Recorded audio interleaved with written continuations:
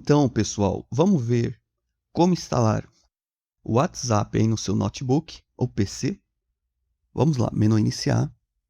Vamos buscar por Microsoft Store. Achei, pronto. Aqui já tem o WhatsApp, mas vamos simular que ele não esteja aqui e vamos digitar na pesquisa. Lembrando, para utilizar o Microsoft Store, você precisa de uma conta Hotmail, por exemplo, ok? Então, instala aí. Clique em instalar o WhatsApp e já se inscreve também. Prontinho, já está pronto, vou fechar. E vai aparecer aqui no menu iniciar o WhatsApp. Vamos abrir, entrar. E agora vamos para o celular, para mostrar como você escaneia. Vamos lá. WhatsApp aberto no celular.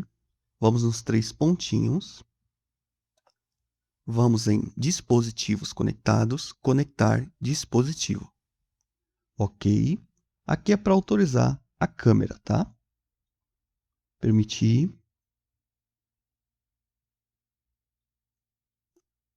E agora é só escanear.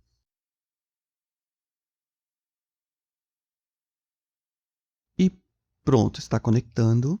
E agora a gente vai mostrar direto no notebook. Está conectando. Vamos lá. Já se inscreve no canal, hein, gente? Pronto. Vamos esperar carregar aqui. Lembrando, o WhatsApp do canal está na descrição também. Então, já carregou. Já está conectado no notebook. Vamos aqui no canal. Status. É tudo igual, tá?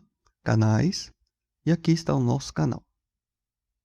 Pronto. Então tá funcionando direitinho. E é isso, tá? Forte abraço para vocês e até a próxima.